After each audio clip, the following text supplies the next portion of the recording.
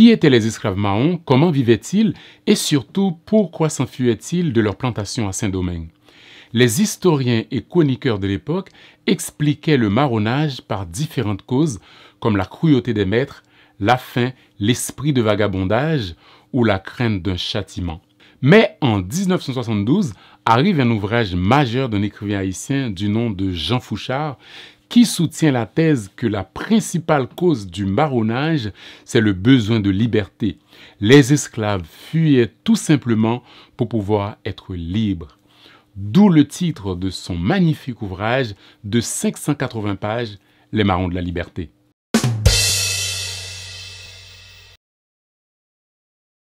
Né le 2 avril 1912, Jean Fouchard a d'abord été journaliste puis diplomate.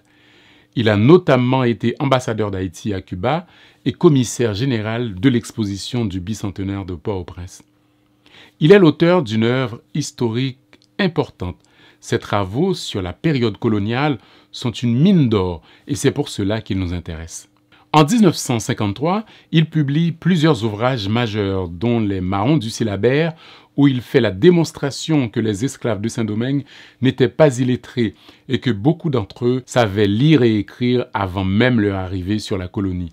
Certains exerçaient même un métier ou un art. En 1955, il publie coup sur coup 3 ouvrages.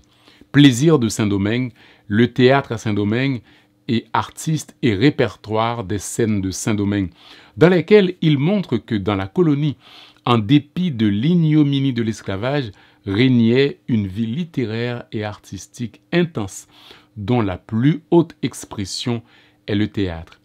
Il y avait des salles de théâtre qui faisaient salle comble.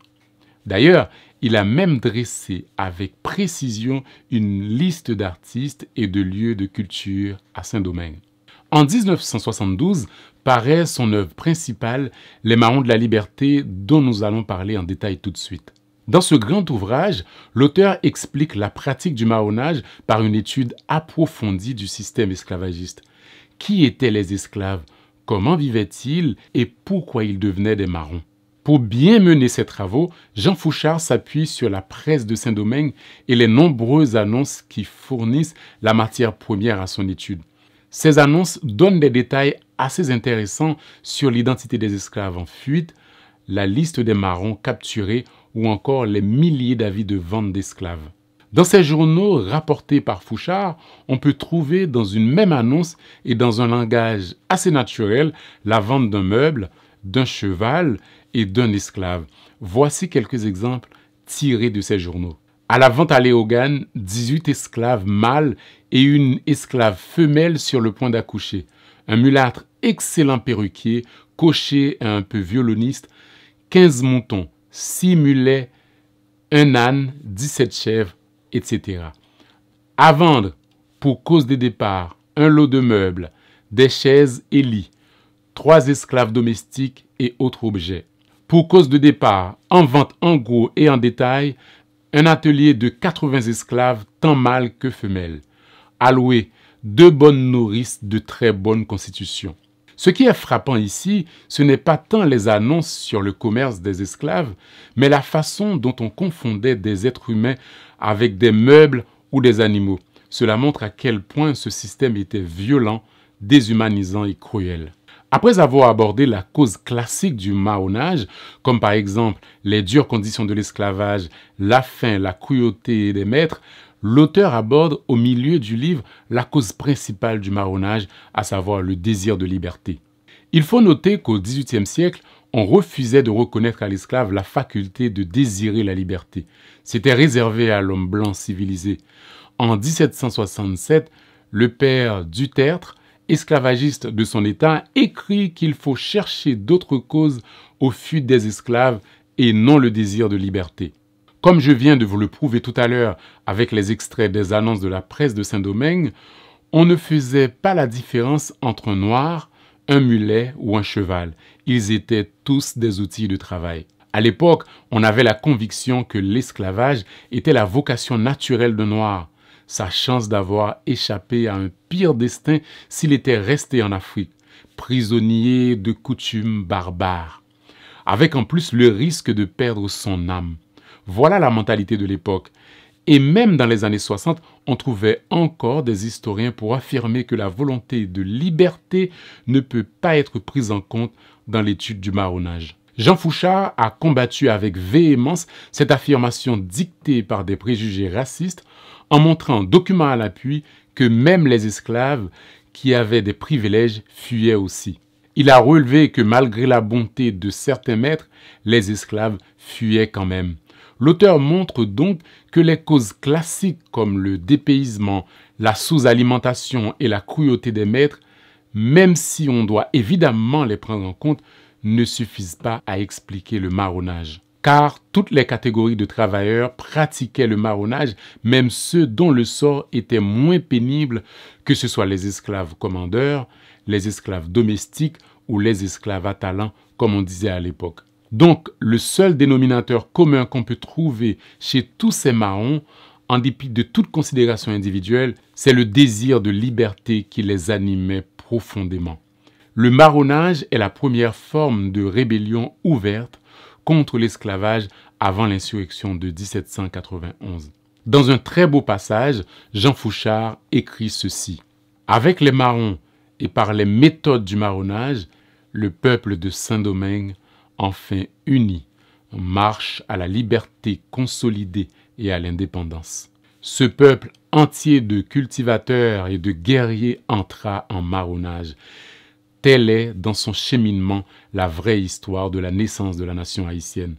Telle est la gloire unique et sans partage des marrons de Saint-Domingue, forgerons obscurs et anonymes de la liberté. » Au-delà de la question centrale du livre, à savoir le marronnage, Jean Fouchard analyse aussi les structures sociales de Saint-Domingue pendant la colonisation. Il analyse la question de la lutte des classes avec un certain mordant. On y découvre, par exemple, que les affranchis, eux aussi, propriétaires d'esclaves, sont victimes du marronnage. Je rappelle qu'à Saint-Domingue, un affranchi désigne un ancien esclave qui a été libéré par son maître. Donc, une fois leur liberté acquise, certains affranchis deviennent parfois eux-mêmes propriétaires d'esclaves. Quel paradoxe! Il faut aussi rappeler que ces affranchis étaient détestés et méprisés par les colons blancs qui étaient tout en haut de la pyramide.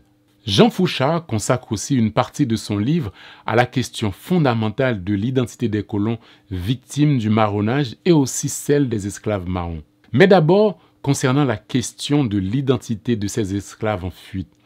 Qui étaient-ils et comment pouvait-on les identifier? À son arrivée à Saint-Domingue, l'esclave reçoit une étampe, une espèce de marque d'identification sur la peau qui représente son adresse et son appartenance. En général, l'esclave reçoit aussi un nom colonial.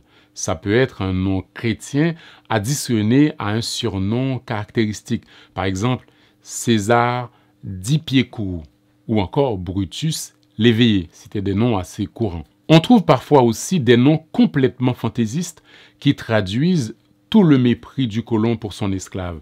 Par exemple, des noms comme « prêt à boire »,« tu me quitteras », sûrement un esclave insolent. Trop cher, on imagine que le maître n'a pas digéré le fait qu'il a dû payer un prix exorbitant pour son esclave. On trouve aussi des noms comme 400 francs. Carrément, le propriétaire ne s'est pas pris la tête. Il s'est dit « j'ai payé 400 francs pour ce bâtard, autant le baptiser ainsi ». Mieux encore, Fouchard cite l'exemple d'une annonce d'un curé datant de 1769 se plaignant du marronnage de 3 de ses esclaves nommés respectivement l'endormi, l'espiègle et va de bon cœur. Oui, carrément une phrase complète, va de bon cœur. On trouve aussi des noms encore plus insolites comme patate, grand goût, en créole ça veut dire avoir faim, il s'agit sûrement d'un esclave qui ne mange pas à sa faim. On trouve aussi des noms comme Bouki, Malice aussi, parce qu'il n'y a jamais Bouki sans Malice. On trouve aussi des noms comme Fatra. D'ailleurs, le surnom de Toussaint Louverture était Fatra Bâton. Il y a aussi des noms comme Chita, mot créole qui veut dire assis. Il y a aussi des noms comme Grand Gosier. En lisant ces noms fantaisistes et complètement dégradants, on comprend comment s'est mis à l'œuvre cette entreprise de déshumanisation qu'est l'esclavage. tout a été fait dans les moindres détails pour nier l'humanité de ces hommes et femmes arrachés à leur terre.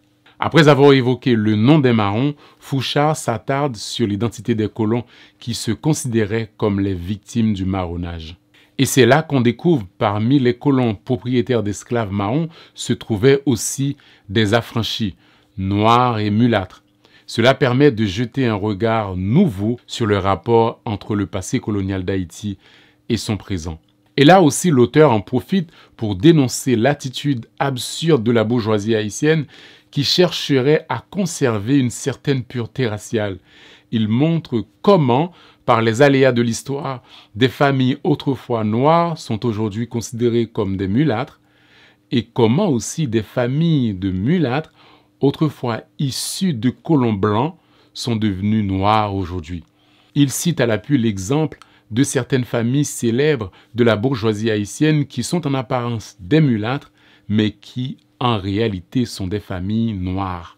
Et à l'inverse, ce qui paraît plus surprenant, d'autres familles noires sont en réalité des descendants directs des colons. Par cette analyse, Jean Fouchard veut montrer le caractère insolite et vain de toute question de couleur dans la bourgeoisie haïtienne, bouffie de prétention selon ses propres mots. Pour lui, la question de couleur est simple à comprendre. Je le cite. Il suffit de soulever simplement les premières branches de nos arbres généalogiques pour découvrir infailliblement un esclave marron au jarret coupé ou une esclave mal étampée que le maître invita une nuit à partager sa couche.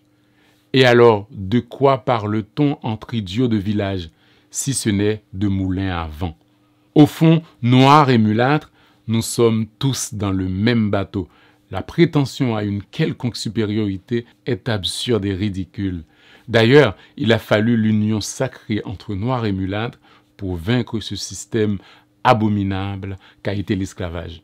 Les Marrons de la Liberté, c'est un grand livre, résultat d'une longue et minutieuse enquête qui peut aussi être lue comme l'histoire du peuple haïtien à travers ses malheurs et sa grandeur. Cet ouvrage passionnant, écrit dans un style à la fois élégant et lumineux, révèle en son auteur un grand écrivain comme on en trouve rarement aujourd'hui. À la fin du livre, Jean Fouchard rend un vibrant hommage aux Marrons anonymes, ces héros sans grade, ce peuple d'ombre dont ne font jamais mention les livres d'histoire.